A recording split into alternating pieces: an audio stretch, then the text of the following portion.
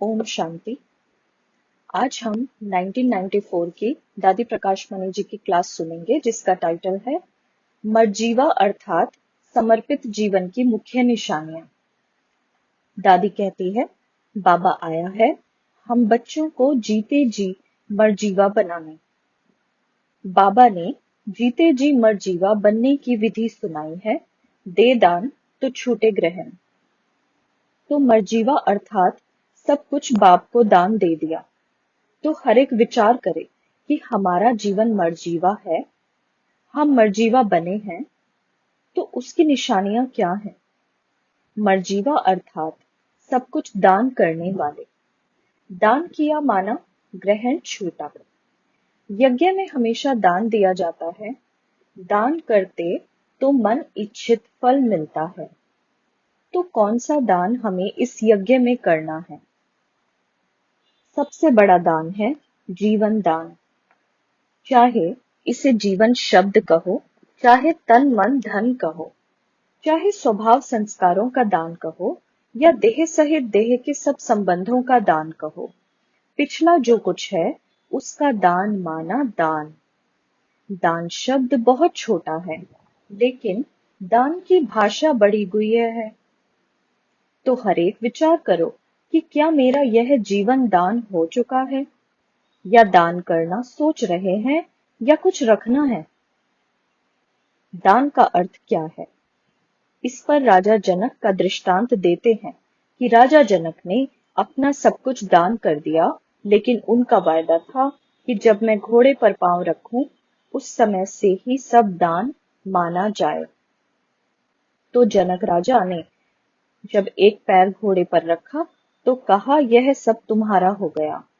उसी क्षण जब दूसरा पैर उठाने लगा तो अष्टावक्र ने कहा, रुको, यह पांव क्यों उठाया? दूसरा पांव उठाने का संकल्प क्यों आया? यह तो तुमने दान कर दिया। तो यह संकल्प के ऊपर कहानी बनाई है। हम सब बच्चे भी शिव बाबा के यज्ञ में मर्जीवा बनने अर्थात आहुति देने आए हैं। तो हर एक अपने से पूछे, हम पूरे स्वाहा हुए हैं या होने की सोच रहे हैं? यह बहुत गहरी बात है, क्योंकि सारे जीवन का यही सार है।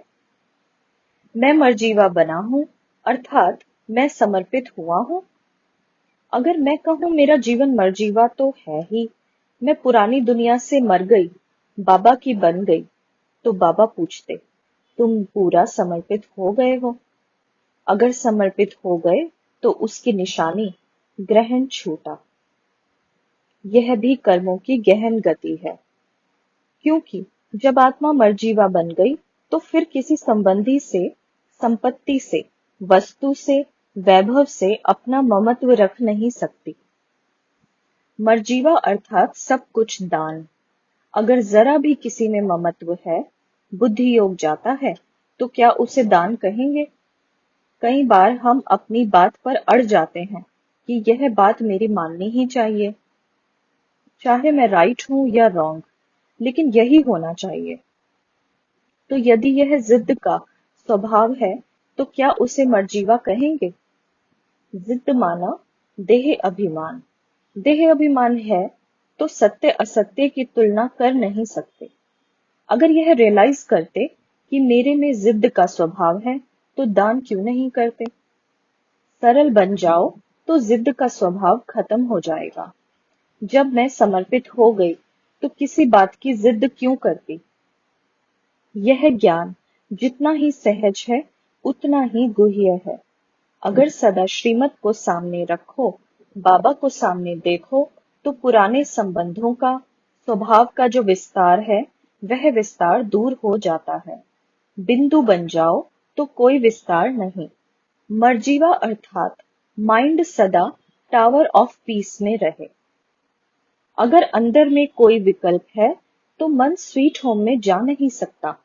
मर्जीवा बनने की पहली निशानी ही है सब विकल्प समाप्त हो। अगर बुरे संकल्प विकल्प हैं तो मर्जीवा नहीं। हमें बाबा की श्रीमत है, तुम्हें किसी के अवगुणों को नहीं देखना है।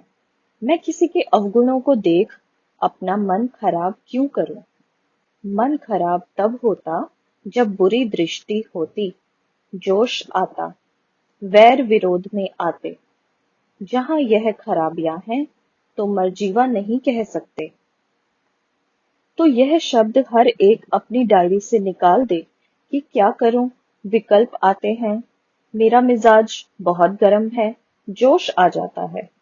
जब यह भाषा खत्म होगी तब कहेंगे मर्जीवा, तब जय जयकार होगी।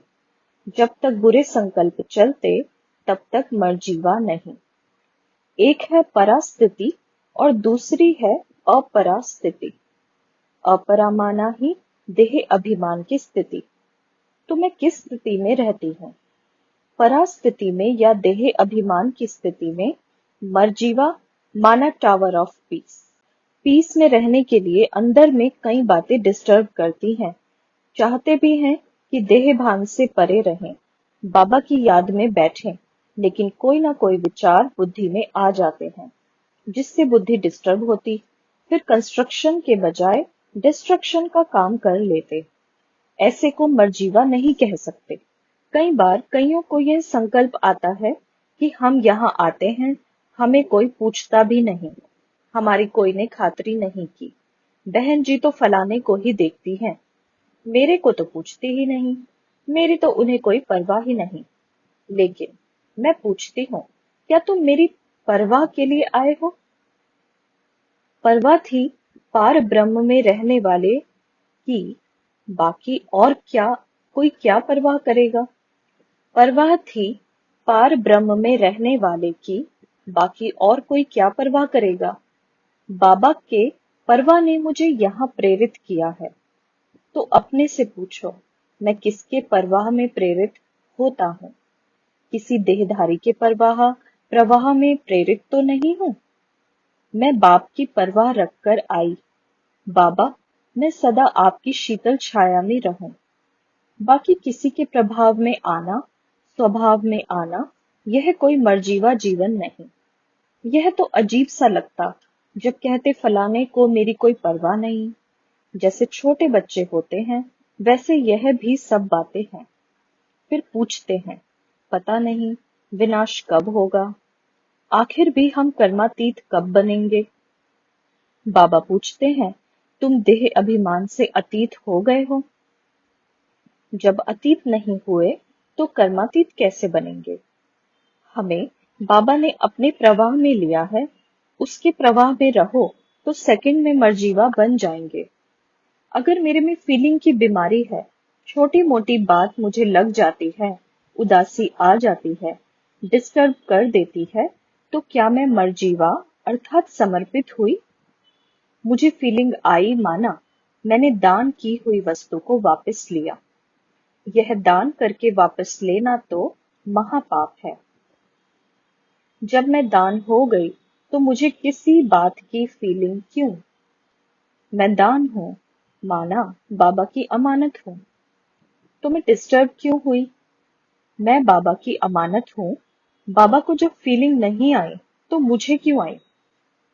मैंने दान दिया है, दान वापस क्यों लिया? इसका भी हिसाब बनता है। मैं बाबा की अमानत हूं, मेरे संकल्प भी अमानत हैं, मेरा चरित्र, मेरी सेवा भी अमानत है। तो मैं बाबा की अमानत में खयानत क्यों करूं? चाहे स्वभाववश या किसी भी कारणवश मैं बाबा की अमानत में डिस्टर्ब क्यों करूं? डिस्टर्ब करना या डिस्टर्ब होना, माना अमानत में खयानत करना।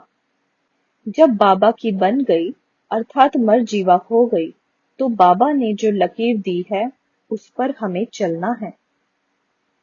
किसी भी बात के कारण संकल्प में भी विचलित होना, माना अमानत में खयानत करना। कई बार बाबा के कुछ शब्दों को पकड़कर अपने ऊपर जैसे पॉलिश करते हैं। कहते हैं, बाबा ने तो कहा है ना, माया के विघ्न तो अंत तक आएंगे।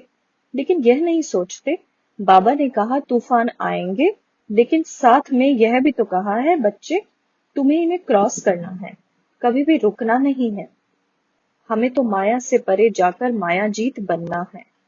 अगर मैं माया के वश में हूं, तो क्या वशीभूत समर्पण हो सकता है?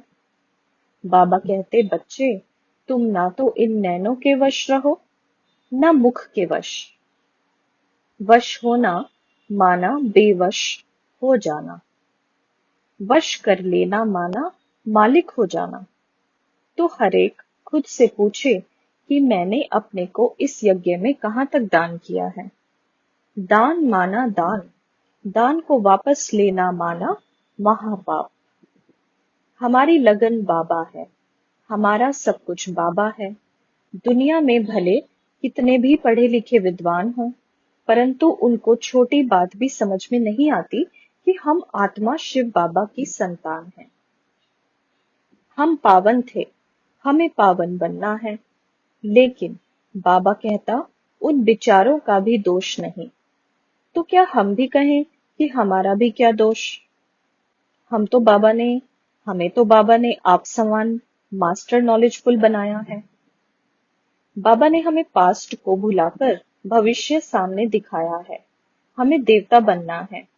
हमें तो अपनी देवताई क्वालिफिकेशन धारण करनी है। अगर कोई पिछली बातें माइंड हो जाती हैं, तो बाबा कहते, माया से हारे हार है, माया से जीते जीत। तो अब किसी बात की गफलत में नहीं आना है। मैंने सब कुछ बाबा को दे दिया है, तो सब खत्म। ना मैं हूं, ना मेरा है। मैं बाबा का, मेरा सब बाबा का। फिर यह संस्कार, यह स्वभाव कुछ भी डिस्टर्ब नहीं करेंगे। लाइन क्लियर हो जाएगी। ओम शांति।